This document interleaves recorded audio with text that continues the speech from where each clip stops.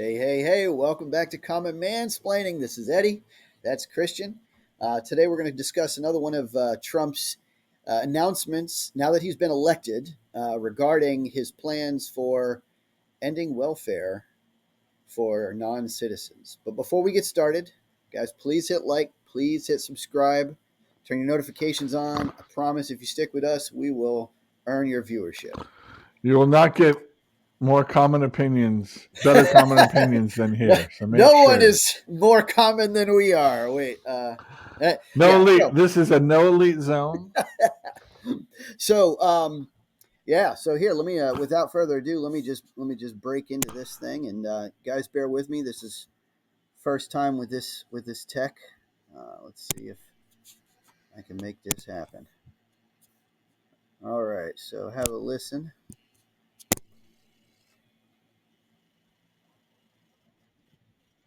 Crooked Joe Biden is running a nonstop conveyor belt importing illegal aliens from all over the world into our country, and the Biden Department of Homeland Security is abusing its so-called parole authority to give them more governmental benefits than many law-abiding citizens, including our vets. Our vets are being taken advantage of. Our citizens are being taken advantage of. It's very unfair, and it's not going to stand. Under this horrendous abuse of power, millions of illegals will be eligible for billions and billions of dollars in welfare benefits, courtesy of you, the American taxpayer. So not only is Crooked Joe surrendering your borders and your sovereignty, he is stealing your hard-earned money to redistribute it to people who have no business being in our country. They should be in their country. This is not sustainable by anybody, certainly not sustainable by us. The United States is trillions of dollars in debt, yet the radical left Democrats are illegally dispensing public benefits to illegals while they try to massively raise your taxes.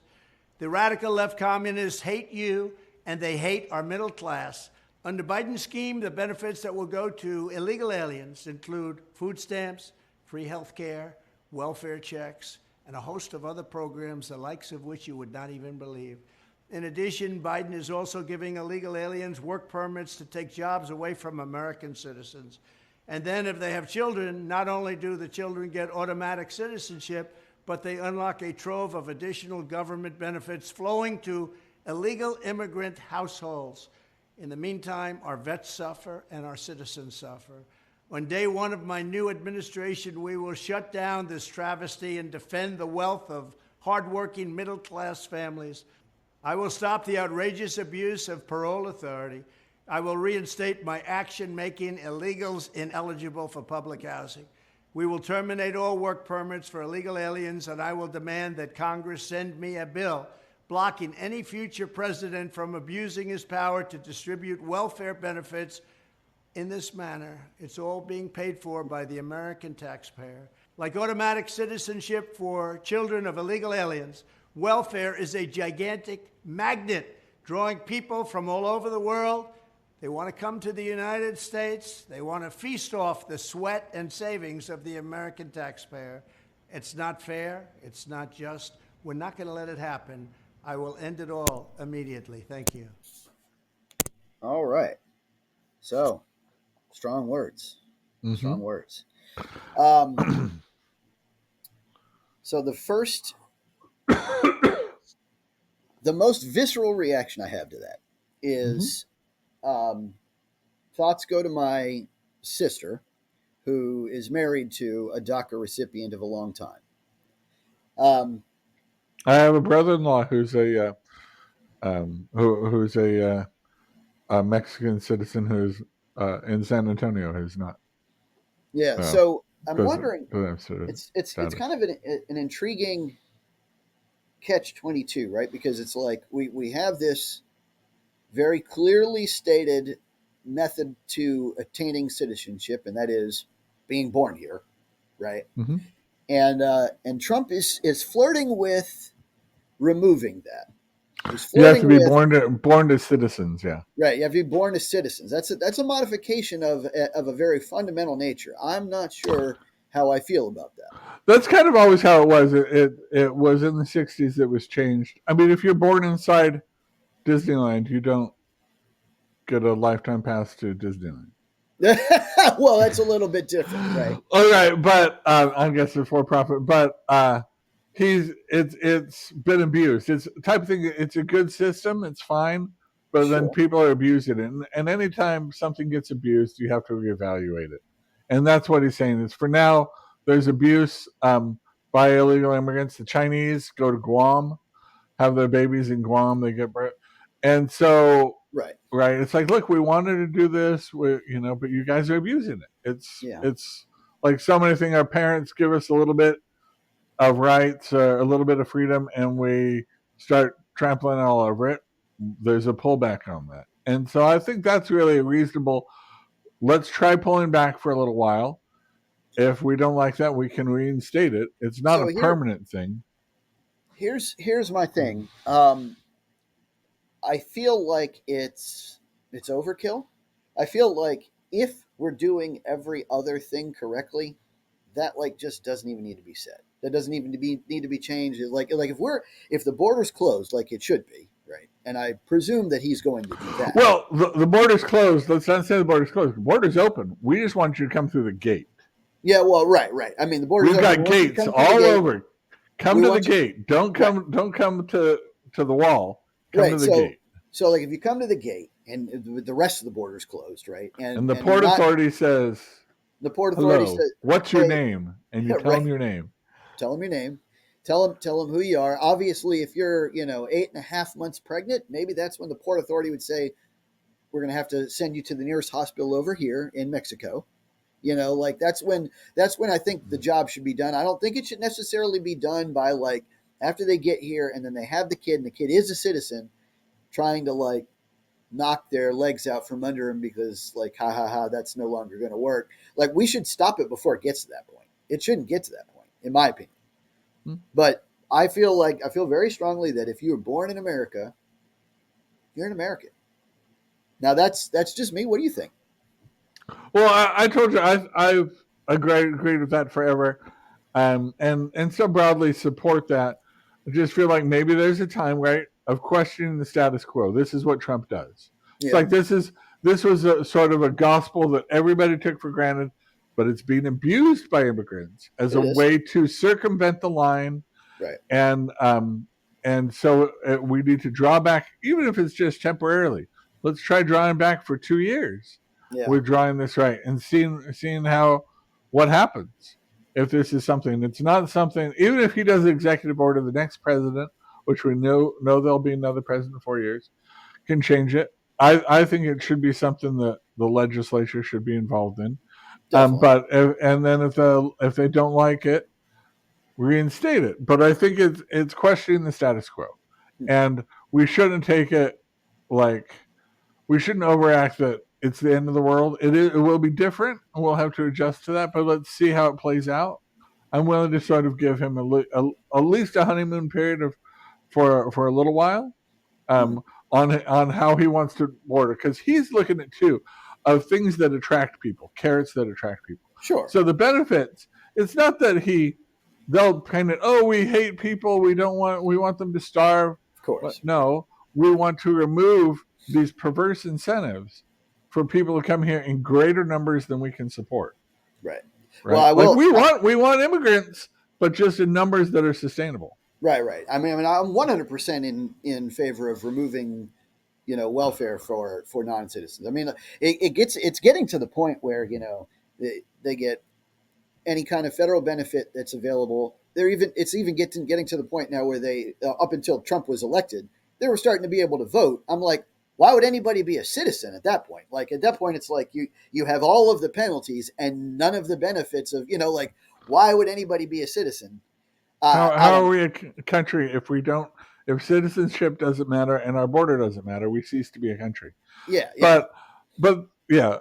So Trump is moving back on that. He's saying, look, it's not sustainable from a financial standpoint. From a fairness standpoint, it is an ideological thing for him. But it's a cost and a burden that was not shared equally among all 50 states. The border states bear this more roughly. And so one of the effects, right, the border state that started that busing their citizens to New York, right? And Right. Mayor Adams was like, what are you doing? Right? This is supposed to be a fun job of me going to hang out with celebrities and cut the ribbons of flashy Broadway show Right. openings, and I've got to deal with 10,000 new migrants every day. And so he was freaking out. So he was starting to feel the pain and realized, look, yeah, we can handle a lot of influx, but not this much, Yeah. Right. right? And that's, I think that's again a reasonable thing. In general, North Carolina or not North Carolina, the United States is the Statue of Liberty. Bring me, Right. your masses yearning to break Your free, huddle masses, you're but tired, you're in weary. Yeah. numbers that we can sustainably integrate, that we can welcome, Yeah. right? That's one of the biggest things I always, one of my talking points whenever I get into this discussion with like those that are truly in favor of you know masses of influx. I'm like, do you have an upper limit? Do you have like 10 million a year, 20 million a year, 70 million a year, 3 billion? Because 3 billion too much. Like really, like some people actually legitimately have no upper limit. They just think Yeah, that we can sustain it forever, and I'm like, no, that's not possible. That's not that's an possible. ideal. I mean, unless these people want to live in, And squalor. the barren parts of the country that Yeah, which, don't by the have way, water. there's nothing wrong. Well, so and I mean, and let me tell me what you think about this. So my father came in at the turn of the 20 like 19 early 1900s, like I think it was 1906 or something like that. My great grandfather came in, from Italy through Ellis Island, and that one of the things, the advantages of Ellis Island is that it was like it's kind of like putting the sorting hat on people. It's like there Mm-hmm. was a place where you could parse. There's a place where you could do background checks, where you could check, where you could make sure that this was of benefit. Quarantine. Yeah, Yeah. quarantine if necessary. And Mm-hmm. I don't think that there was anything wrong with that. Now, people sometimes point to Ellis Island as kind of a poor living condition, but I mean, compared to whatever they were fleeing from, probably not so much. And I mean, if Mm-hmm. you're trying to come to the nation that has more opportunity than any other nation on earth, which is, I assume, why people come. Mm-hmm. It better not just be for welfare, because if it is, then they're going to have a rude awakening very shortly. But Yeah, well, our level of corruption, while not perfect, is generally less than the third world. right, right, and I mean, so if you, I think you honestly need something like an Ellis Island. What are your thoughts on that? I mean, just maybe on Well, the southern border, no, like well, a that's the remain in Mexico kind of right, but policy. in a more structured manner, perhaps, like kind of like a demilitarized, like a no man's land, like a Well, place where they can actually sort those who are actually asylum seekers, but not after so they've gotten yeah, into America. you want my fantasy scenario? Uh-huh. Well, Yeah. Guantanamo Bay, Wait, like go either ahead. if Cuba fell as a communist hostile state, we could take them over as a territory and work them towards becoming a statehood, and that could be a place for people. Right. It's My not a big bad fantasy idea. too, along that was in the '90s. Um, Not a bad idea. Mexico had a massive default on their debt, Uh, and Clinton just gave them $50 billion essentially yeah, as a grant that's kind of dumb. thing. And I think we could have Smart. got Baja. I think we could have got the whole Baja Peninsula. Yeah, we'd like Right at the Cozumel. Colorado River West. Like if Trump was negotiating with them, we'd be like, "Yeah, we can help you out." Yeah, Baja West is now a territory of the United States, and yeah, then we can use that Mazatlan. as a staging area for people that want to come to the United States. We can set up housing and courts and all kinds of stuff, and then vet where we could vet immigrants, and then once they're vetted, bring them in sustainable numbers. Right. Right. Um, so ostensibly, I mean, a fantasy Sure. kind Yeah. of thing Yeah. like I mean, that. we're waving the magic wand here, but Well, any type of expansion in the United States gets beaten down as imperialism, right? of course, right. And colonialism, anything like that. Even though people have to freely decide to join us. What if? Here's the other fantasy. What if we allowed Panama, Costa Rica, Nicaragua, Honduras, San Salvador, Guatemala, and Belize have independent voting and see if they wanted to become territories of the United States, and then 25 years down the line become states. Yeah. If that's something that their population wanted, because they're moving here in huge Right. They're numbers. coming here every way. Right. Why Right. don't we just bring, and Kamala supposedly said, well, I was trying to help these countries so that the root of the problem so people wouldn't come here. The root of the problem, let's just make them United States. Right. I Well, mean, it's not going to be something that happens overnight, but rather, let's get over, maybe call me a neo-colonialist or neo-imperialist. Well, I mean, that we allow sovereign countries to choose if they'd like to vote and be on the pathway towards citizenship, pathway towards. Now Mexico wouldn't do that, but Central America makes a lot of sense because they're so small, their resources are. I wouldn't mind having Panama and having access to that shipping lane. That'd be nice. I mean, we basically do anyway. I mean, one of the other things. I mean, this is a little bit of a tangent, but anytime we've been in a situation, America, in the past, let's say 50 years, where we've been more or less coerced into a battle that we didn't really want to fight, but we ended up fighting it, whether it's like in the Middle East or sometimes we wanted to fight it and we shouldn't have, but we did it anyway, right?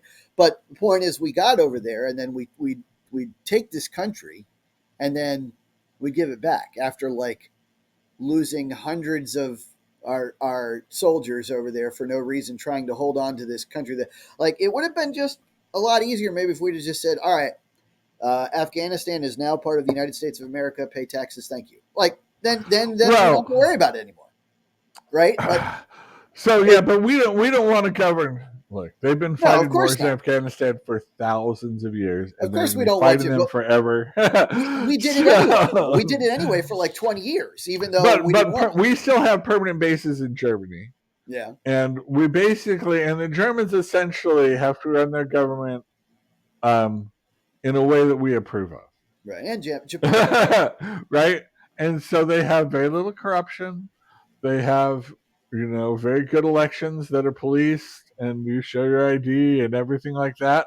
Because if they don't, and we don't approve, our military is right there to say, like, hey, Germany, we decided, not to colonialize you, but you have to, we do have a little bit of oversight. And for the most part, they don't oppose it, right? What our desires for them are, our conditions are things that are just good government. We want to free people anyways. But if something were to turn, our permanent bases there are so that, Yeah, Japan too, to the similar extent, right? It's like Japan was to mansplain this historically. Yeah. There was very little insurgency in Japan. I don't want to say none. There was some, but they were a humbled people because their emperor, right? He made great effects to surrender, to take off his hat, show he was a man, and tell them, like, we're humbled and we need to submit to this superpower. We lost. Yeah, even the losing wars has consequences, and that humility got them the prosperity, right? Rather than fighting, right? Kind of, and that we were able to help them recover, in 50 years. Less than that, by 1980, they were a really strong economy, and we maintain our bases there because they're strategically valuable to us. But they also want us because of the encroachment of China. Yeah, right. Absolutely. So it's in their interests. Sure. And we know the new leadership is in Japan, at least, is not anything, right, that we're telling them, please run your government the way we'd like it to, and not like it was prior to World War II. Right. Well, side note on that, I mean, up until very recently, one of our primary deals with Japan was you're no longer to take an aggressive posture militarily, and they've definitely stopped doing. They've definitely stopped the defense only posture as of like a couple of years ago, and I think going forward in the next couple of years, they're going to be maybe 5th strongest military in the world or something. They've increased their spending like astronomically. Well, I think that's a reaction when the U.S. has Democrat or weak leaders. Yeah, and with China ramping up. Yeah. And when they have a weak leader, a strong leader in place that feel that can keep Russia, China, their regional adversaries, because Japan doesn't want to conquer anybody. They Right. just want good trade partners. They want to be a good neighbor.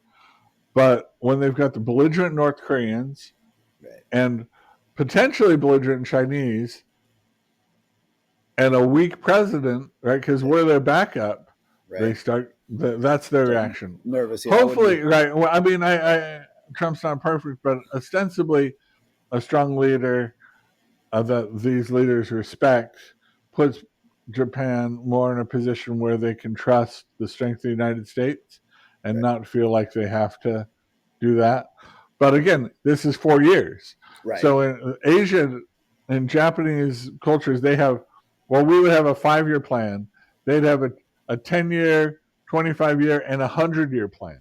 Like Sure. Yeah. these guys live to plan. Yeah. And they're used And to millennium long dynasties. yeah, Sure. they look their outreach, they're looking into the future is so much farther than ours and so much farther than our 4 year term. So they look at our left, and I mean our left freaks me out. And if Yeah. you're counting on them to keep you safe from China and North Korea, and you live close, I mean I live very far away from North Korea, so I can sleep at night and not worry about it. But Right. Right. you know, Now, getting back to sure. the southern border and the immigration issue. One thing that I hope is in the works, right? Something. So I've been a kind of a centrist on immigration for a long time, right? And then in the broadest sense, there are two basic sides. There's a side that basically wants to stop everyone from coming over, and there's a Which side, is yeah. yeah, and then there's a side that wants basically everyone to come over, right? Mm-hmm. Now, in a perfect world, like obviously, I'd say obviously we need to stop the bleeding, and that's what Trump is going to do. Mm-hmm. But I do hope that he wants to follow it up with a lasting plan to fix the asylum seeking process, to make it so that it isn't a 15-year process to get into America, because it shouldn't be. Not unless, we're just hitting these limits all day long. And we should be working to create a system where there's, some sort of osmosis, some sort of equilibrium, where, we're not the only nation in the universe that people come to, where and people can come here, right? Like where Mm-hmm. people, and on that note, I'd actually like it for it to be. We've gone out of our way to kind of make it like some kind of weird like lottery where it's like almost run of the luck or something. But if we're the place of power, if we're the place of prosperity, if we're the place that everyone wants to come to, I feel like we should be able to pick the run of the litter. We should be able to choose which immigrants make it into our nation. And I think we should have no problem prioritizing those who have skills that we need. We should have no problem prioritizing those of allied nations, right? Am I being crazy? I might be crazy. No. You know what we prioritize? You're Yeah. forgetting. We prioritize good-looking women. Yeah, well, and Because I love that too. the marriage clause to get citizenship through marriage is the fastest way to get there. In fact, there's a U.S. representative who just got elected, Yeah. Democrat, in Texas, I believe.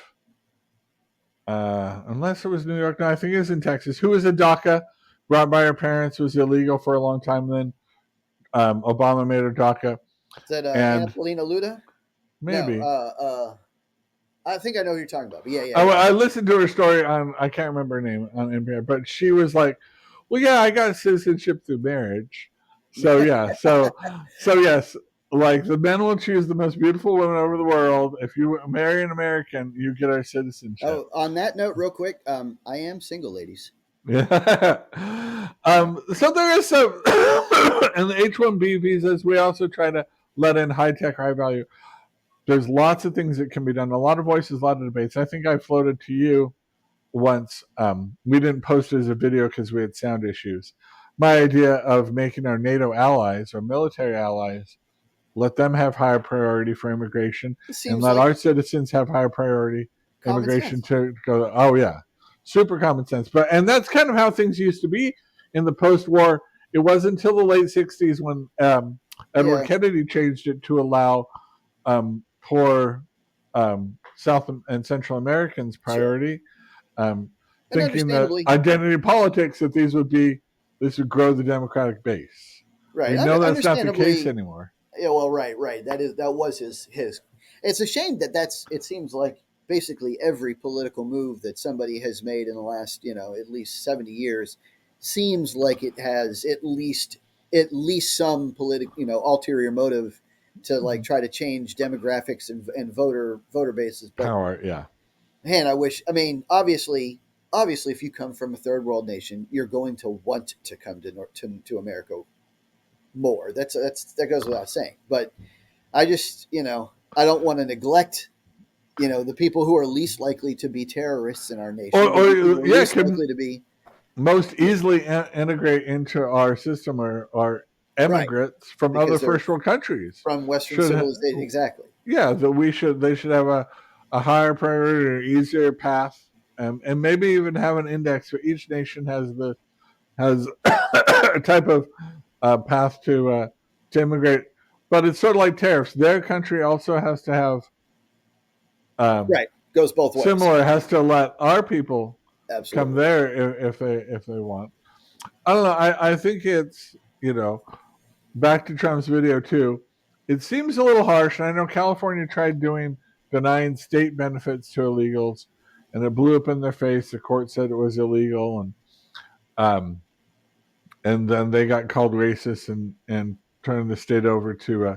Yeah. But if Trump says, "Look, we're just trying to decrease some of the uh, incentives for people coming in greater numbers," people will still want to come to the U.S. Oh just yeah. because of the opportunities, I promise. because of the less corruption, and And guys, no matter how many and the times freedom you of hear, speech. Yeah. no matter how many times you hear this said about Trump, this policy has nothing to do with race. It's just about citizen, non-citizen, citizen, non-citizen. All of the politicians, all the people in the nation that hold public office owe a duty to their citizens first, and I will die on that hill. Like that's otherwise, why have nations at all?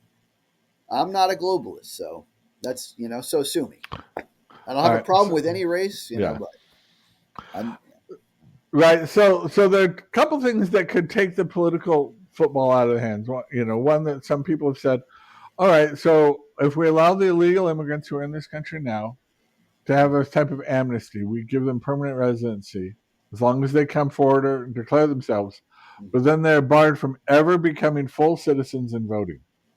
That's the price they pay for jumping the line and entering this country illegally. Right? it's a neat They little didn't come in a port of half entry. measure. They didn't declare themselves. They didn't get in line to become. So we say, all right, we're not going to deport you. You can live here, but you can never vote. And so they're not political footballs. They're not going to swell the ranks of one political party or another. Right. So then it has to be purely about compassion and charity, and not about political power. You could try that. You could float that one. Democrats seem to be really Yeah, all of a against sudden, that, but if say, what do look, you know? if you want them to just have a better life, they're going to have a better life. Their children will be born here, and then their children will be able to vote. But they themselves, the people that come here, if we're going to give them, an amnesty on that they came here legally, should never in their life be able to vote and be citizens. So that's one compromise. The other thing I think that's sort of interesting to consider, and maybe this will be my last point, and I'll leave it to you. Oh yeah. Cuba used to have citizenship as soon as a Cuban stepped foot on American soil, he was a citizen. Interesting. Immediately, right? It was automatically his asylum was granted, and he was granted full citizenship.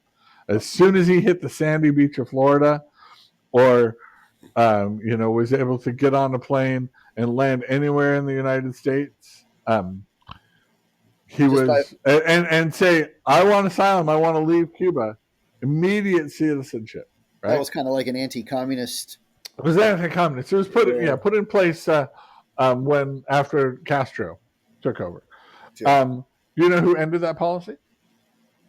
Kennedy? To end it, No. Obama. Oh, really? Obama ended it, and and it's not stated why.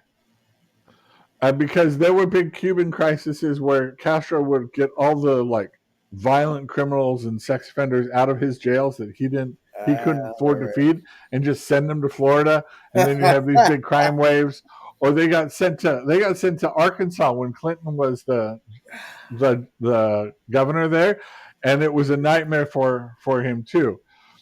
But what ended it was when they found out that the Cuban exiles in Florida were much more likely to vote Republican Yep. rather than Democrat. That doesn't. So you know what? Right, and they ended that process so fast. I got to say, I've been saying it for the longest time. Now, of course, you know the true spread of racial identity that comes over the southern border is remarkably not that Hispanic. You'd be surprised. It's like got huge. I mean that's a concern. Tons of Chinese, quite international. Tons of Muslims, tons of Middle it's Easterns, these people are obviously not just jumping up the South America, because they want to work construction jobs, right? Yeah, with their buddies. That is not what's going on. This is all over the world. But that having been said, I've always said for a long time that all the Democrat dreams of bringing over flotillas of Hispanic population to America to try to get them to vote Democrat, it's going to backfire. I knew it was going to backfire, and it just did. Yeah. Because they are just overwhelmingly on average Catholic. They're overwhelmingly on average conservative fiscally. You're talking they're hardworking. They're hardworking. Yeah, this they is a want conservative to vote, group on average. Now, of course, you're going to have people that are swayed by the politics of trying to get their family across with them. Sure. But on average, I'm just telling you, on average, this is a largely Catholic, old school, traditional, fiscally conservative group.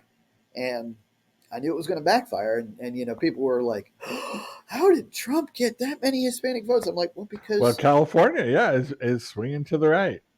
And it's because of conservative Hispanics who say we can't live like this. You can't govern. These are fun talks or fun ideas the Democrats have, but you can't run a state as big and as wealthy, or a country, based on these good intentions. Yep. You need law and order. But that's all I got. Christian, that all you got, guys? Well, I think we've given our viewers enough to chew on. That's we've given you enough common knowledge for this time. A little uncommon knowledge that you'll only get here. So our ideas are spreading. Nope. We're starting to influence people. You heard it here first. Subscribe and tell your friends. Common Mansplaining.